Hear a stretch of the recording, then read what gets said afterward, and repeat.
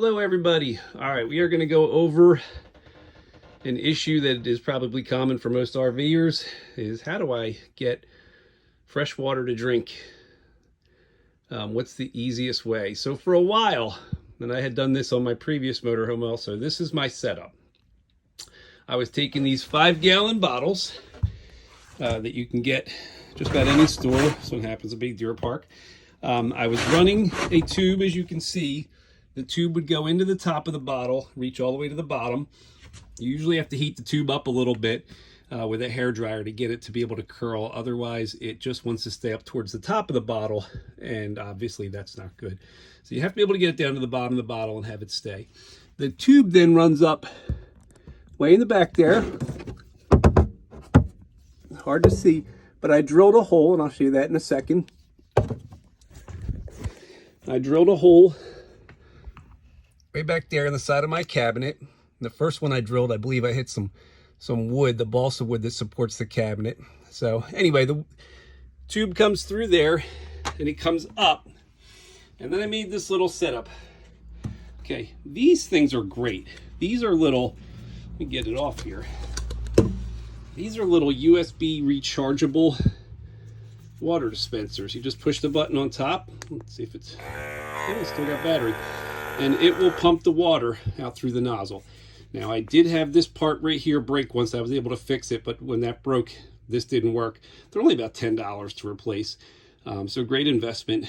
And then what I would do is this tube would come into a hole. And this is just a PVC pipe that I kind of rigged up and painted to make it look nice.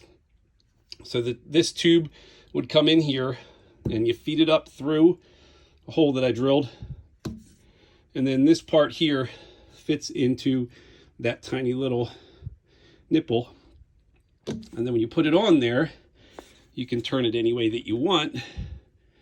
And I used these little super heavy duty Velcro strips, and I would just put it wherever I wanted on the counter. This, before I had this ice maker, I had it right about here, and or maybe it was a little further back, I forget. But I made it so that I could fit my teapot under it, and I could fit a cup under it to get water to put in our coffee maker. Otherwise, obviously, if you don't make some kind of device, this thing here, well, even with the tube in it, it wouldn't sit flat on the counter. You could do something smaller and put it on top of the counter like that, but you have to have some space for this tube. So I found the PVC pipe worked very well, and I don't think it ever fell. Maybe once when we took a real hard stop, but once it was Velcroed on, it was pretty good, pretty solid, and it worked for us. The drawback of this system, I found, here was the problem right here, these bottles. All right, those bottles. The biggest problem now is that stores generally do not take a competitor's bottle. So that's a Deer Park.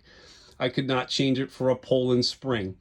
There were several other brands out there. I mean, there's tens of brands when you go around the country. But you go to put that in the deposit, and it doesn't recognize the bottle. It doesn't give you your $5 back because it's a competitor's brand now. So finding the right store, we're from Pennsylvania, we like to go down to Florida. Finding a store down in Florida that carried, say, Deer Park or Poland Spring was difficult because they have some other type of springs down there that they sell water from, or at least Publix does. We also have a bottle from BJ's, but there aren't any BJ's that are really close to us. So we found that getting the exchanges was very difficult. And the other problem was because that tube sat in that water, we used the water rather quickly, but because the tube sat in various bottles of water for months at a time, the tube, we found this out the hard way, actually started to get a funky taste to it, and it got a little bit discolored. That is actually a new tube that we had bought before we stopped using this system. But yeah, the tube took on this odor and flavor, and I can't quite describe it other than kind of putrid. It was really undrinkable. You could taste it no matter what you did. And then when I finally figured out it was the hose, I was like, okay, I tried cleaning it with bleach. That didn't work. So I just bought a new hose. They're, you know, they're a couple bucks, $5-6, something like that. But then again, you have to reheat it, get it to bend, you know, so it's a little bit of a pain. But yeah, that was the big drawback. So we started going to bottled water. The other big drawback to the bottles is they're actually more expensive. I can get these for $1.50 a piece at my local store. Usually on sale 2 for $3. Those are about $10 now. So that's a 5-gallon bottle. I can get 5 of those for about $6, $7. I have one of those for $10. And like I said, the exchange is a pain. So we just went to bottled water. So at this point, let me take this out of here. I just keep all my water under the sink. And oh, by the way, you'll notice I reinforced this. This used to be that really cheap 1/4 inch, you know, like that thick board. And it would not support the weight of this. 5 gallons of water is 8 pounds a gallon. That's about a 40-pound bottle of water right there. That little 1/4 inch junk that they put under here wasn't going to hold it. Plus, there was really no supports under here. There was like one piece of wood in the middle.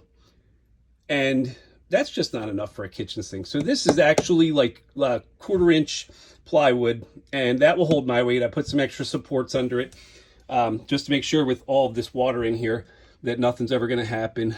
By the way, the back of that is junk too. That's that cheap wood back there. So if anything really slides back here, it can go right through that piece of Luan plywood, they call it. You know, it's all made to be lightweight, but it's kind of junky. So before you're going to do something like this, I would definitely suggest picking up that piece of Luan plywood on the bottom, making sure that your floor under your kitchen sink can support any kind of weight at all, because what was on here was terrible. All right, so that's about it. By the way, I'm sure you saw we have a countertop ice maker. We just got this one. The one that we had been using previously, we were taking in and out of the house. We have the GE Profile nugget maker. This is also a nugget maker. I'll be doing a video on that, a review on these pretty soon. But what I love about this is that the water goes in the top and the front. Ice comes out in the front. There it is. So I don't have that kind where the lid has to lift, which makes under a counter, that's a terrible option because the lid won't come all the way up. It's tough to get the ice to fill it. So this way everything's done by the front. I'll be doing reviews on those another day. So, all right, that is it. Thanks for watching.